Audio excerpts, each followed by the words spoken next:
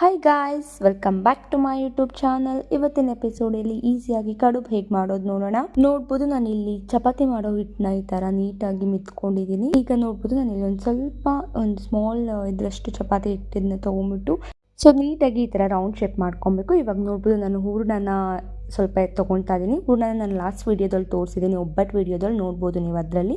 ಈಗ ನಾನು ಒಂದು ಸೈಡ್ ಈ ಥರ ಹೂರಣನ ಹಾಕ್ಬಿಟ್ಟು ನೆಕ್ಸ್ಟ್ ಒನ್ ಈ ಥರ ಮಡಿಸ್ತಾ ಇದ್ದೀನಿ. ನೋಡ್ಬೋದು ನಾನು ಯಾವ ಥರ ಡಿಸೈನ್ ಮಾಡ್ತೀನಿ ಇವಾಗ ಅಂತ. ಅದನ್ನು ನೀಟಾಗಿ ಪ್ರೆಸ್ ಮಾಡ್ಕೊಳ್ಳಿ ಫಸ್ಟು. ಆಮೇಲೆ ಇವಾಗ ನೀಟಾಗಿ ಹಿಂಗೆ ಪ್ರೆಸ್ ಮಾಡಿಕೊಂಡು ಒಂದೊಂದೇ ಈ ಥರ ಮಡ್ಚ್ಕೊಬಾರಬೇಕು. ನೋಡ್ಬೋದು ನಾನು ಯಾವ ಥರ ಮಡಚಿ ಡಿಸೈನ್ ಮಾಡ್ತಾ ಇದ್ದೀನಿ ಅಂತ. ಈ ಥರ ಕಡುಬನ್ನ ಡಿಸೈನ್ ಮಾಡಿ ಎತ್ತಿಟ್ಕೊಬೇಕು. ಈಗ ಒಂದು ಪ್ಯಾನಲ್ಲಿ ಎಣ್ಣೆ ಹಾಕಿ ಅದು ಬಿಸಿ ಆಗೋವರೆಗೂ ನೋಡಿ, ಬಿಸಿ ಆದಮೇಲೆ ನಾವು ಇವಾಗ ಒಂದೊಂದೇ ಕಡುಬನ್ನ ನಾವು ಫ್ರೈ ಆಗೋಕ್ಕೆ ಪಾತ್ರೆ ಒಳಗೆ ಹಾಕೋಣ. ನೋಡ್ಬೋದು ಯಾವ ಥರ ಹಾಕ್ತಾ ಇದ್ದೀನಿ ಅಂತ. ಇವಾಗ ನೀಟಾಗಿ ಫ್ರೈ ಮಾಡ್ಕೊಳ್ಳೋಣ. ಸ್ವಲ್ಪ ಲೈಟಾಗಿ ಬ್ರೌನಿಷ್ ಕಲರ್ ಬರಬೇಕು, ನೀಟಾಗಿ ಫ್ರೈ ಆಗಬೇಕು ಕಡುಬು, ಆವಾಗ ಟೇಸ್ಟ್ ಚೆನ್ನಾಗಿರುತ್ತೆ. ನೋಡ್ಬೋದು ನಾನು ಯಾವ ಥರ ಫ್ರೈ ಮಾಡಿ ತೆಗಿತಾ ಇದ್ದೀನಿ ಅಂತ. ಕಡುಬನ್ನ ತೆಗೆದ್ಬಿಟ್ಟು ನಾವು ಒಂದು ತಟ್ಟೆ ಮೇಲೆ ಒಂದು ಪೇಪರ್ ಹಾಕಿ ಅದ್ರ ಮೇಲೆ ಕಡುಬನ್ನ ಹಾಕೋಣ. ದಟ್ ಎಣ್ಣಿನ ಅಂಶ ಎಲ್ಲ ಆ ಪೇಪರ್ ಒಳಗೆ ಹೋಗುತ್ತೆ. ದಟ್ ಎಣ್ಣೆ ಅನಿಸಲ್ಲ ಕಡುಬು.